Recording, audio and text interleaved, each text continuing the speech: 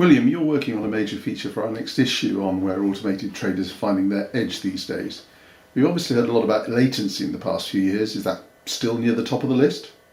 It still features in the conversations I'm having with people in the industry, but certainly when I'm talking to automated trader buy-side readers, I'm getting the feeling that latency is becoming yesterday's news. A lot of the basic data feed and co-location work around network latency has already been done, so there isn't a lot of edge left for people to grab there.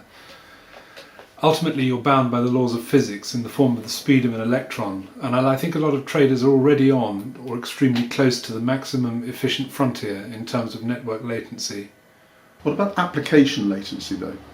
Well, there's certainly more fat that can be cut there than on network latency, but again there's a lot of technological firepower being directed at the problem.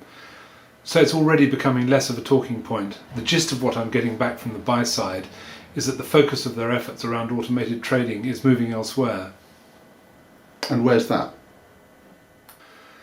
I think you can sum it up as trade smart rather than just trade fast.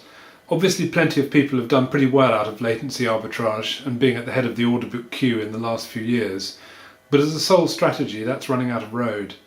We've seen huge resources and effort put into trading market microstructure largely on the basis of getting there ahead of the other guy.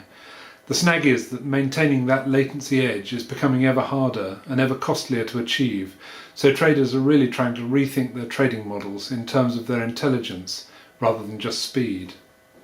So more complex quantitative strategies? Yes, but only up to a point. I had a fascinating conversation with a large US CTA this week, and she pointed out something really interesting. In the CTA industry, where long to mid-term trend followers have traditionally dominated, a lot of firms blew up or retired wounded in the early years of the millennium, partly because there were too many of them chasing the same trades. A lot of self-cancelling prophecy, if you like. Then everyone started rushing down to the shortest end of the time spectrum using automated trading. The CTA pointed out that this has actually meant that profitable trading opportunities have again started to emerge in longer time frames. So like the wheels come full circle? Exactly.